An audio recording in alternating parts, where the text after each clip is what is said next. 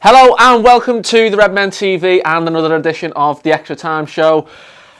Well, we finally got a win, hallelujah, and it is all down to this man, hallelujah, the Messiah, Sadio Mane. Credit goes to the Reddit user, a little bit creative for that picture. God, what is it like to get a win? 2017, and he's come in and he's done the business for us, the prodigal son. What did we ever do without him? Lose a lot. He's not the Messiah. No, Sadio Mane, 2 goals. Could have had about 4 in the game. Fair play to Lloris there. So yeah, I think everyone is just happy. It's been a long old stretch before we got this win, and Sadio Mane come out after the game, done a strange little Snapchat interview to his fans. He's thanking all the fans for support here. He even gave us a little wink. Look at that wink, eh? It's enough to make you want to jib your bird and invite him round to Netflix and chill. So with that being said, I've written him a Valentine's Day card. I need you. So dear Sadio, thank you so much, you little African prince, for bringing us joy. When we first got together, I thought you'd let me down like all the other guys, like Andy and Christian, with a price tag that big. But you've come in and you've duly delivered. I know we had a little break for about a month, and you went off with your African mistress, but you're back now, and we love you and we appreciate you, and thanks for sticking with us. Here's to the next few months and the next few years. We do need him, and we really did miss him in the month he was gone. And it's just so, we went into that game against Tottenham expecting a tough game, probably looking at a loss, but the guy, he's just come up trumps there. And it was a good game all round. Defensively, we were solid as well. The WhatsApp group for the Redmen kicked off, and we had old Chrissy Pajek showing us where Coutinho done this tactical nous kneeling down behind the wall. We'll build a wall and we'll make Tottenham pay for it. And it paid off. So defensively we were brilliant, and it got Twitter buzzing as well. Linda, Pizza Hut, Henry, she said 3 points and a clean sheet. I said last week how they go into hiding when we have a loss, and they all come crawling out the woodwork when we get a win, but it is nice to see. Some fans were thinking otherwise before the game. A guy called Joseph Musker said, "I pray Lucas doesn't start at centre-back tomorrow," to which Lucas Leiva replies, "Don't you get tired to criticise me, mate? Enjoy the win today and clean sheet." It has been a while since we had a clean sheet, and I do like the fact that Lucas is getting involved there. It shows that the players, they feel a hurt when we get beat, and if they're getting stick on Twitter, I see nothing wrong with a player giving a bit back. I like it, in fact. So we've got a win. We've got a few days off, and I think it was 16 days since the game itself. So the Brazilian lads, Lucas, Firmino, Coutinho, and Alberto Moreno gegging in on the side like some Ashley Cole spin-off. They went out, they were enjoying some South American music and having a laugh, and so they should. They played well, and it's been a tough period for them with the amount of games we played. I think it was 10 in 32 days. So yeah, the lads are having a laugh there. In other news, in quirky news, there was a tattoo of Adam Lallana going around. It's like the 4-4 tunes kind of thing, but someone actually got that on the body. It was a woman called Andrea De La Hoz for their friend Paige, who sadly passed away and was a big fan of Adam Lallana. And I love seeing things like that. It shows the global and worldwide appeal of Liverpool, and just how crazy some of our fans are, and just how passionate they are as well. So if you've got any tattoos, or you're thinking about getting any, let us know in the comments, and we'll have a little discussion about that. In other news, Djibril Cissé retired from football. Steven Gerrard said, "Congratulations on your career, mate. Enjoy your retirement." And Djibril Cissé, one of my earliest, well, not one of my earliest, but one of my fondest memories of Liverpool was when we won the Champions League, and they were bringing the cup home, and we were at the Cop. That's where I went. I lived in Venmore Street, which is 48 Venmore Street, knocked down now.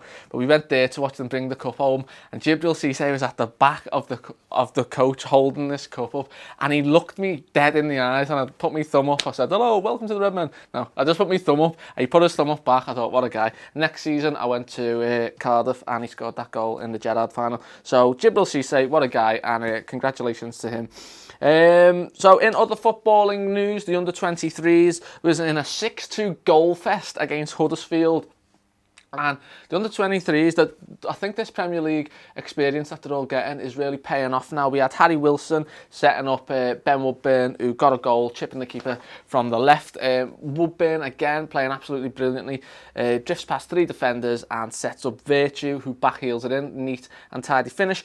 Harry Wilson, again, netted on the 42nd minute, and another assist by Woodburn. So Woodburn and Wilson, they smash it every week, but I think they're getting... They're getting the props now. Ojo got a goal from a Trent cross, and Wilson got another one, and then Woodburn completed the route. So 6 goals, and that's what we want to see. We want these lads putting the pressure on the first team players, and you know what? When they're delivering on the pitch, it's only good news, isn't it? So not the best of news for the under-18s, who lost 2-1 at the Academy of Light. Not the Stadium of Light, the Academy of Light. The damage was done in the first half when he went 2-0 down. But Liam Miller, he's a Canadian, and he got a goal, so that's 5 in 9 for him. And yeah, we started, which I thought was weird, we started 3 lads called Williams. So we have Ben Williams, Reece Williams, and Nico Williams. So why print any other shirts? We all dream of a team of Williamses. So as for the loanees, we had Lazar Markovic. He was back, and he had a brilliant game against Arsenal. He was turning like Koscielny a new one, and fucking Mark Flappenberg should have sent Gibbs off for smashing Markovic in the back. We got a tweet from Markovic. I don't know what it actually means, but he said, "I'm back again. Sorry for all the messages. It wasn't me." I have no idea what it means, but I just thought I'd throw it in there for a laugh. Yeah, so Markovic has been playing well in the Premier League. Andre Wisdom made his return to Red Bull Salzburg in a 2-0 win over St. Polten. Some Polten birds live there, mate. And Jack Dunn got his debut at Tranmere. So it's good on the loanee front, but not a lot of them got game time last week. Mamadou Sakho posted like a Valentine's Day special to my half, my love. Nice to see that. It's just nice, isn't it? It's nice to be nice sometimes. Transfer target of the week. The comment section blew up last week, me asking what you think of FSG's tenure at the club. And we had a few comments. Ashley said, the transfer policy Liverpool have of buying kids will never win us the league. They mature in 3 or 4 years and then they're sold for a profit and the cycle continues. FSG need to spend heavily in the summer or sell us to an organisation that actually gives a toss. So harsh words there from Ashley. Bradley Poulter said, as for players going, because I asked which players would you like to go, he said Moreno, Can, Lucas and Sturridge.